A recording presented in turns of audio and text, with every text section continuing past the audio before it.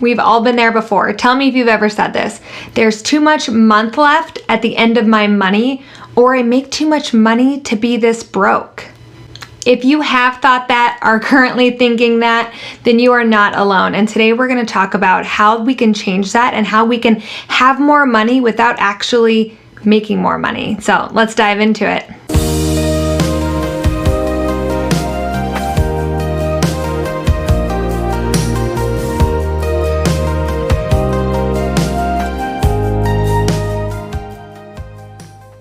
Okay, what if I told you that if you actually looked at your current spending habits, you'd be able to tweak a few things to relieve the stress around your money? We've all been there before. We don't know where our money is going. We make enough, but how come we don't feel like we have enough? Or I don't think I spend that much money on groceries, or I don't think I spend that much money on restaurants. But in reality, we actually spend a lot more than we tell ourselves. And part of the problem is that if you're not tracking your spending, your transactions, you don't actually know how much you're spending in those categories. And so we like to tell ourselves, I'm probably spending only this amount of money, or I'm probably doing okay. If I made a little bit more money, things would be all good, when that's not necessarily the case. So today we're going to talk about how we can look at our current spending habits and how we can actually use them as a tool to get to our dream life. We're going to use these spending habits to say, do I want to keep doing these things? Is this a good path that I'm going down? And chances are the answer is no. You don't want to keep doing what you're doing because it's not working. And that's where I was. I found myself working all these jobs to pay off my student loan debt, but I was making zero progress. And once I was able to figure out where my spending was actually going, then I was able to make better changes in my life. I was able to reduce spending in areas that I was totally overspending in, and I was actually allowed to spend more in areas that I wasn't spending enough in. That was a big part of my happiness. And so today, let's talk about the 90-day expense tracker, how you can use that as a tool to reach your goals and worry less about money stress every single month.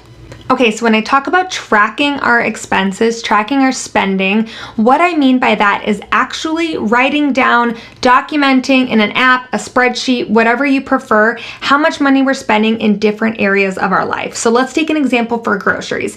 If you were to look at all of your statements from the last 3 months, how much money are you spending on groceries? Let's look at our checking accounts. Let's look at our credit card accounts. Any account that you have that you'd have spending in this category, and we're just going to add up every single time you bought groceries. And what that will do is each month in the 90 days, if we add those up and divide them by 3, it'll give us a 3-month average. And the reason why that is so important is because you can't just take seriously 1 month of grocery spending. It might have been a really low month. It might have been a really high month. Maybe it happened to be December and you're spending groceries on Christmas, or spending money on groceries for Christmas, or maybe it's January and you are on a new diet and so you're spending a lot of extra money on groceries for other reasons, such as you're buying healthier products or organic products. Whatever the reason is, if we take the 3-month average, we're actually able to get a better idea of what we averagely spend on that category versus just taking one number and using it as our truth. And so we want to do that with all the areas of our life, with groceries, with clothing, with restaurants, alcohol, vacation, whatever it is in your life that you spend money on. Let's do an average and let's see if that number is okay to us. Let's do a little gut check. Is it okay that I spent $200 on clothing averagely the last 3 months? Is it okay that I spent $150 on average on alcohol over the last 3 months? And sometimes the answer is yes, but sometimes the answer is no. And when the answer is no, that's a way, it's a little red flag, it's a highlight of these are the categories that I need to work on. What habits can I put into my life so that I reduce spending in those areas? If alcohol is a big one for you, you spend a lot of money and you realize it's because you're going to happy hours or out to eat with friends constantly, and alcohol just out when you're out and about is more expensive than if you were to buy a box of wine or a liter of vodka and you have it at your house, right? And so maybe you're gonna host more people and have happy hours at your house, or maybe you're gonna just meet at the lake and bring a couple beers. But whatever it is, whatever category that we're looking at, we're gonna build some habits to reduce those spending areas. That way, and this is the best part, listen up, that way when we have other areas, the goals in our lives, the things that we want to do that will take more money, we have that extra pocket of money that we save from other categories and we can bring it in. So for example, if you usually go on trips, but maybe you always go into debt over them, or you don't get to go as long as you want or as big of a trip as you want to go on, but let's say we reduce that alcohol spending or reduce that restaurant spending, we can actually move that money into your savings for vacation. That way you have more money to spend on vacation. And this is easy and it is manageable when vacation is more important to us than restaurants or whatever the two categories that we're comparing are. So this is why the 90-day tracker is so important. It helps you realize where your spending is going so that you can have those conversations with yourself. Is this important to me? Are these areas of life that I wish to keep spending money on? And if you make a lot of money, you might have to have less of these conversations with yourself. But if you were like I was, you didn't make a ton of money, and so it was sometimes one or the other. I didn't get to do everything. And so these conversations that we have with ourselves will lead to us having a healthier and happier life in the long run, because we're actually spending our money on things that actually matter more to us, that are more important in our lives. So let's dive into the 90-day spreadsheet. Let's see exactly what some spending patterns of mine have been and how you can use this tool to better your life, better your spending with less money stress. All right, so here we are in the budgeting spreadsheet. Again, this is just the free tool that I offer. It's on my website. Go ahead and grab it, and this video will make so much sense for you. You can also recreate this in your own spreadsheet or in a journal.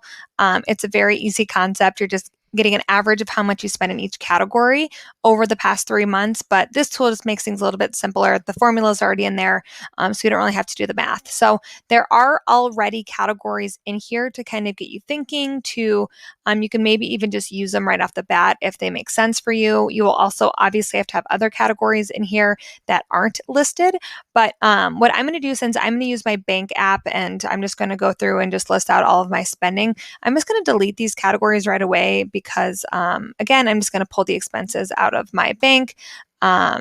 But those categories definitely will help you if you're just trying to brainstorm what categories you need for your life. And so I'm going to just start off with some of the simpler things that I know for sure that I spend money on every month. And then as I go through my bank app and I find more transactions that I forgot about or didn't remember to include, I'll go ahead and add those kind of as I go. So I know I have rent, I have car insurance,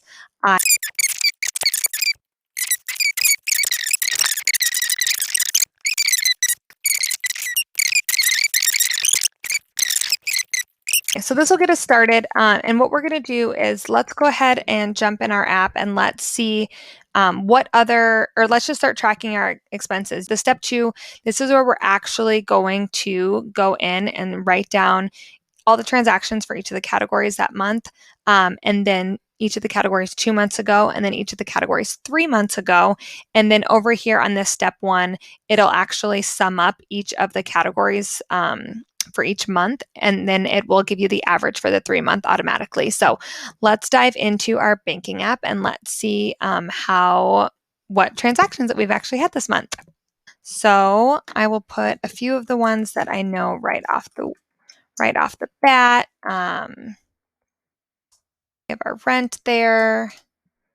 We have $65 in our phone bill, $85 in pet food. All right, and then looking at some of my miscellaneous spending, $43 in restaurants, which I don't see here yet. So I'm actually going to add restaurants to a category at the bottom here. That way, and then we will select it. So you can see as I'm going, if you forget a category, just jump over to tab 1 quick, write it in, and then it'll be available for you to select in tab 2. $1.99, and this was actually for storage stuff. So I'll put that there. Looking again just at my credit card to see more spending. All right, so I'm going to keep doing this for step 1, and then let's go ahead and, for last month, let's go ahead and keep tracking for 2 months and 3 months. And then, so you guys don't have to sit and watch me just do this because it can be semi-boring, but make sure you're doing your checking accounts, your credit cards, multiples, all of them if you have them. If you send money via like Venmo, add that as well. You want to get a real holistic idea of all the areas of your spending in your life. And then again, some of these things will be repeats. And so we'll know 2 months ago that we spent $750 on rent, and the same 3 months ago, unless you moved, of course, we have $750 in rent. Same with the phone bill. It's probably going to be the same every time. Or pretty close, and so feel free to adjust it as you need. But a lot of the disposable spending, or the spending with your disposable income, so like the restaurants, the clothing, the alcohol, that kind of stuff is going to be what changes month to month. So let's go ahead and fill out this spreadsheet, and then we will come back and we will talk about kind of what it's telling us, okay? All right, so I have entered in all of my transactions from the last 3 months, all of my last month's category.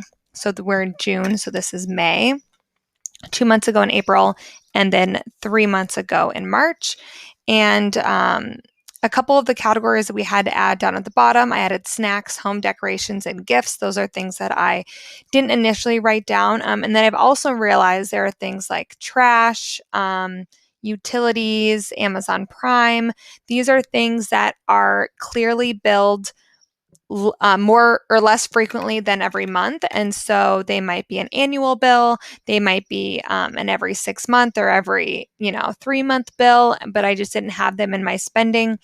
And so I still like to have them as a category because I need to save money for them. But just this is zeros because right now I just didn't spend any money in them in the last 3 months. And so looking at all of these category or all of these transactions, back in step one, rent $750 a month, and it is a 3 month average, and that's actually our mortgage, but for some reason I was calling it rent, but and that's my half of it, and so average of $750, right? That's not too big of a surprise because we are actually spending the same amount every single month. Same with car insurance. It's just the average that is the same every single month. The phone bill is the exact same. Let me think. Look, what else was the same? Wi-Fi was the same. Google storage is also the same. And so bills are going to be the same each month, and they're also going to be the same for the 3 month average because you know exactly how much they cost. They're the same every month.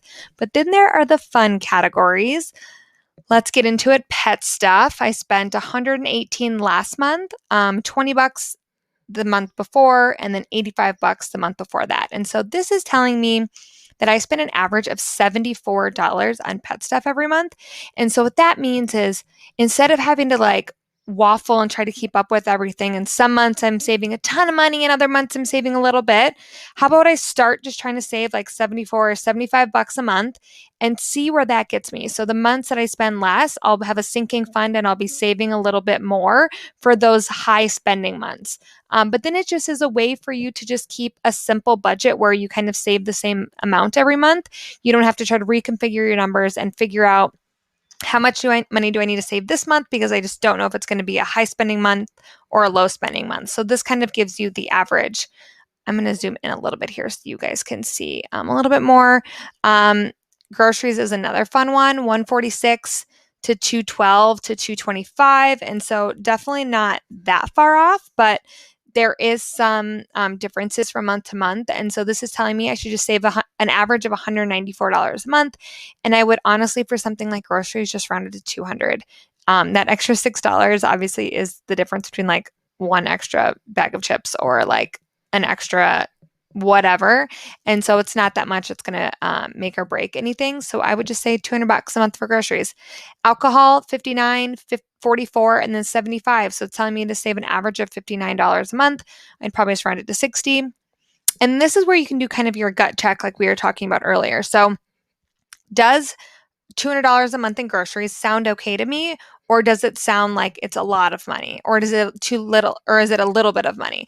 So depending on your household, if you're a family of 1 or a family of 10, same with alcohol. If you go out to a lot of happy hours, you're a social person, or do you stay at home and you don't really spend a lot of money?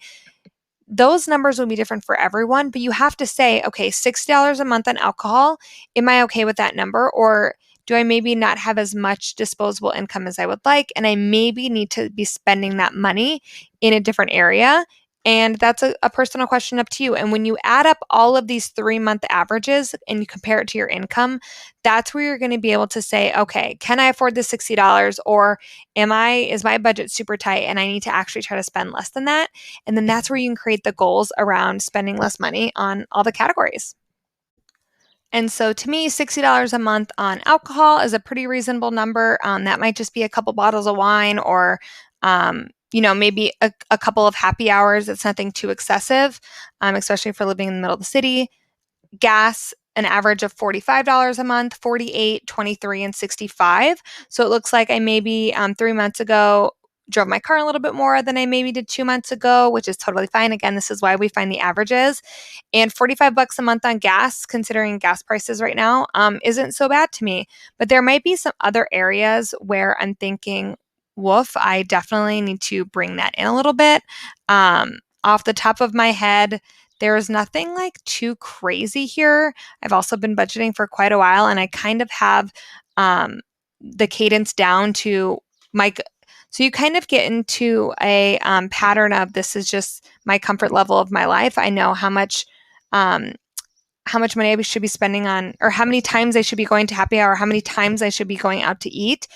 And then if I kind of go above that, I start to feel that in my gut, like I'm living a little bit of an inflated life right now. Like I should probably reel it in a little bit. You know, those feelings when you go out with your friends like 3 nights in a row and you're like, okay, take a step back. Let's like put that on pause. We don't need to be doing that all the time. You kind of get that same feeling when you are just living your daily life and when you're tracking your transactions. You kind of feel, am I buying too much clothing? I definitely have a lot of new things in my wardrobe that maybe I don't need to be doing as much. So like clothing, for example, 62 the first month, then 0, then 12. And so last month spending $62 on clothing was probably a little excessive compared to what I normally spend. And so that raised my average quite a bit. And so if I just look at my other two numbers, 0 and then $12, maybe I just want to average $15 a month. That'll save me $10 from this number, the $24 or $9. But maybe I'll just tell myself, okay, you're only going to get to spend $15 a month. You can shop secondhand, or you don't even need clothes. You're at home every day, or whatever the conversation is that you want to have with yourself. Totally fine. The same with personal items. Again, these categories mean different things for different people, so just know what personal items means to you. But last month I spent $62, then it was 18 and 16. And so you can look at what happened last month that I spent 62, and did I just buy something that was a little bit crazy that I don't need to be spending that kind of money on? Or was I buying something that lasts like a long period of time? And so I need to actually save for that, because every 5 months I buy a whole new thing of makeup. I'm around every 5 months, I'm out of mascara, I'm out of concealer, I'm out of like eye cream. And this was maybe like a kind of a semi regular haul for me. And so maybe that 62 isn't inflated. Maybe these other two numbers are just like kind of low. And so ask yourself and be real with yourself. Do I actually need to save this much money per month, or did I have just a little bit of an inflated month, that time? And it's okay if it was inflated. It's okay if you actually spend that much on average. We don't want to limit our spending here, because if you're going to actually be spending this amount of money in these categories, we want to make sure you're saving for it. That's how we can make sure that we're prepared. So, and then, of course, there's 0 in things like long weekends. I haven't had any of those lately. Vacation, haven't done that lately. And so Amazon Prime, again, this is an annual membership. So, of course, I haven't bought in the last 3 months. But these are the categories that you still need to look at your budget when you say, okay, I'm just going to see. I'm just going to add up all of these categories that have spending in them. So right now it equals $1,670 a month that I spend just in these categories. And again, this should be all of your categories, but there are things like vacation, like long weekends. Maybe you want to add your 401k to this. Maybe you want to add an extra, like since I don't have debt, I don't have any of my student loans here. I don't have car payments. That should all be included here. So maybe you want to have like an extra debt category to pay off debt. And so all of these categories should equal your income, because You want to make sure you're not spending more than you make, because that's frankly how you go into debt. Okay, so let's say that we make $3,000 a month, and right now these bills are about $1,670. So that to me means that, and we're going to add student loans here. We're going to add a car loan. I'm just going to pretend like these are bills that you guys have in your life. And then we're also going to add an extra debt payment category. And then we're going to just have a little bit, instead of savings, I'm going to actually call it emergency fund. And this is just some money that you're going to be setting aside towards your emergency fund to make sure that you're still hitting all of your goals as well. So 1670, but then and that goes down to this cell. So let's do down to 31 is adding up my total. So let's say, again, $3,000 a month we have. Let's say for our auto loan, that is an average, or our car loan, that's an average of $250 a month. And then our student loan is going to be $525 a month. I know that's what mine was. And it's giving me these errors because you shouldn't be adding it in the total. You should be having it each month, but I'm just kind of shortcutting here. So still follow the same process. And then this so far is $2,400. And so we have about $600 left. So then maybe we want to just split that in half. Maybe we're paying off our debt, but we're not being super aggressive about it. Or maybe with that extra $600, we want to actually do $400 towards extra debt. And then we're just going to quit that, or 3,000 minus that. So we have $154 to play with. And then we're going to put that much a month towards our emergency fund. And so this is telling me that all of these bills, all of the spending, and even a little bit of savings for our car loan, for student loans, this all equals $3,000 a month. And so this is a balanced budget. And so what you can do is use your average monthly spending, your transaction history, and you can kind of use this to create your budget. You don't want to create your budget in this spreadsheet because this is just an expense tracker, but in your own spreadsheet, I also have one available. You can find them online. You can write it in your notebook again. You can get a tool online. You can get software or whatever. It's all very easy to find, but you can use this as a template. So when you go to say, okay, how much do I want to budget a month for pet stuff? You already kind of know, because you already know how much you're already spending, right? And that makes decisions so much easier versus you twiddling your thumbs and saying, okay, how much money should I be spending on pet stuff? How about I'll spend $50 a month, and then you're going to go over every month, as we see here. Or if you say, I'm going to spend $150 a month, you're saving way too much. Now you actually don't need that much money. And so this just gives you a little bit of data behind your decisions, and it makes you have more informed decisions. And so, yeah, that's this spreadsheet. It's really helpful, again, because it helps you realize, is my spending going where I want it to go? Or could I be utilizing this money better and utilizing my financial resources better to actually curate a dream life that I want in a different way? And so, yeah, that's on the 90-day tracker. And hopefully this isn't too painful. And I know sometimes it can be an emotional roller coaster filling this thing out, but I promise it's worth every moment that you spend on it. So there you have it. It isn't that hard. Figuring out where our money is going sometimes is a little bit of an exercise, especially if we've never done it before, but it's not complicated. It just takes a tiny bit of time, and it also takes being intentional so that we can figure out, where is our money going? Because you can't just guess, you can't just assume. It doesn't work out that way. And so I challenge each of you to use this tool, whether it's this spreadsheet that I'm giving you, or you can recreate your own spreadsheet, or you can use a notebook and a pen. It can be as simple or as fancy as you want it to be, but just figure out what your average spending is.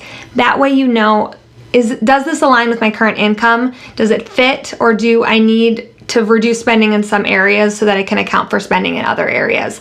And the best part about this 90-day tracker is that you can actually use this as an outline for your budget. You're already spending in these categories. These are already the areas of life that cost you money. So we're just gonna copy these categories over into a template budget. We're gonna add our goals, and then we're gonna compare that to our income. When you see All of those categories add up per month, like all the totals. You spent this amount on groceries, this amount on your phone bill, this amount on your mortgage, this amount on clothing. When you add all of that up and you look at how much money you actually make per month, are those numbers equal? Do you spend more or do you plan on spending more than you make? That's how we go into debt, right? So we want to lower that spending so that it's equal to our income. We want to account for every dollar that we make. We want every dollar to have a job. We just don't want to spend more because that's how we go into debt. And so use the spreadsheet to not only figure out where your spending is going, to figure out where you can reduce areas of spending, to find the waste in our spending, right? And use it to outline a plan so that you can actually reach your goals and reduce your money stress. That is what this is all about. It's not so that Kelly says you need to be on a plan. It's so that you can actually reach your goals without all of the stress.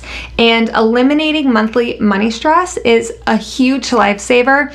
And you'll be amazed at all the other areas in your life that you'll be so much happier because you don't have this overarching anxiety around money. You'll be able to have healthier money conversations with a partner, with your friends. You'll be able to have confidence how you manage your finances, and it won't be this big scary beast anymore. So go today, go and start your 90-day expense tracker. Find all of your statements, put them in one place, and just have a glass of wine, spend an hour, track all of your transactions, and see where your money is going so that you can have a better plan and a better future and get there without going into debt.